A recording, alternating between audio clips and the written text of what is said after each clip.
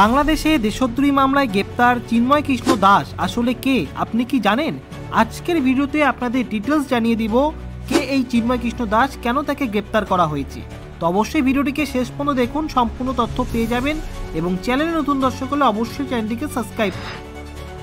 চিন্ময় কৃষ্ণ দাস ধর্মীয় সংগঠন ইসকনে নেতৃত্ব দিতেন। ধর্মীয় শিক্ষা ও দর্শনের প্রতি তার গভীর অনুরাগ এবং সনাতনী সম্প্রদায়ের একাধিক সংগঠনের নেতৃত্ব তাকে একটি বিশেষ পরিচিতি এনে দিয়েছে। চিন্ময় কৃষ্ণ দাস দীর্ঘদিন ধরে চট্টগ্রামে অবস্থিত পুণ্ডরিক ধামে নেতৃত্ব দিয়ে আসছেন, যা হিন্দু ধর্মের মানুষের কাছে একটি গুরুত্বপূর্ণ ধর্মীয় স্থান হিসাবে পরিচিত। গুরুত্বপূর্ণ ধর্মীয় স্থানে নেতৃত্ব দেওয়ার কারণে চিন্ময় কৃষ্ণ দাস তার অনুগামীদের কাছে চিন্ময় প্রভু হিসাবে ব্যাপক জনপ্রিয় হয়ে ওঠেন। তার বক্তৃতা, ধর্মীয় অনুষ্ঠানের আয়োজন এবং ভক্তদের প্রতি আবেগপূর্ণ দিক নির্দেশনা তাকে সনাতনী সম্প্রদায়ের একটি শক্তিশালী কণ্ঠস্বর হিসাবে প্রতিষ্ঠিত করেছে। তবে সম্প্রতি সময়ে চিন্ময় কৃষ্ণ দাসের বিরুদ্ধে দেশদ্রোহী মামলার অভিযোগ ওঠে।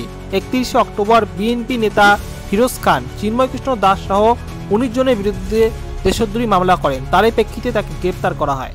তবে কি সেই দেশদ্রোহী মামলা, কি অভিযোগ আনা হয়েছে তার বিরুদ্ধে, সেটি এখন আমি আপনাদের জানাবো। তো এখন পর্যন্ত যারা চ্যানেলটিকে সাবস্ক্রাইব করেন অবশ্যই চ্যানেলটিকে সাবস্ক্রাইব করবেন। চিন্ময় কৃষ্ণ দাসের বিরুদ্ধে যে মামলা আনা হয়েছে সেটি হচ্ছে 5ই আগস্ট বাংলাদেশের গণ অভ্যুত্থানে সংগঠিত হওয়ার পর চট্টগ্রামের নিউ মার্কেটের মোড়ে 0 পয়েন্ট স্তম্ভের উপর বৈষম্য বিরোধী ছাত্র নেতা একটি জাতীয় পতাকা উত্তোলন করেছিল। 25শে অক্টোবর বাংলাদেশে সনাতন ধর্মের মঞ্চের উদ্যোগে চট্টগ্রামের লালদিঘি মাঠে একটি মহাসমাবেশ আয়োজন করা হয়। সেই মহাসমাবেশের সময় বৈষম্য বিরোধী ছাত্র জনতার টাঙানো সেই পতাকার উপর সনাতন ধর্মের মানুষ ধর্মীয় গেরুয়া পতাকা উত্তোলন করেছেন।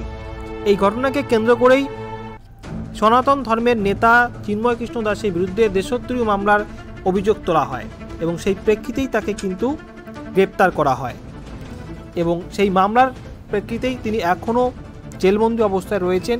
তো আশা করি আপনারা জানতে পারলেন চিন্ময় কৃষ্ণ দাস কে এবং কি তার অভিযোগ তার বিরুদ্ধে আনা হয়েছে। এই অভিযোগের ভিত্তিতেই কিন্তু তাকে গ্রেপ্তার করা হয়েছে এবং তার গ্রেপ্তারের পর থেকেই কিন্তু বাংলাদেশে হিন্দু ধর্মের মানুষের উপর অত্যাচারের ঘটনাও কিন্তু খবরের মাধ্যমে আমরা জানতে পারছি এবং ভারত বাংলাদেশ দুই দেশের মধ্যে কিন্তু একটা উত্তেজনা তৈরি হয়েছে। তো আপনাদের মতামত কি রয়েছে অবশ্যই কমেন্ট বক্সে জানিয়ে দিবেন। আজকে এই পর্যন্ত, আগামীতে আসছি নতুন কোনো ঘটনা নিয়ে আপনাদের সামনে।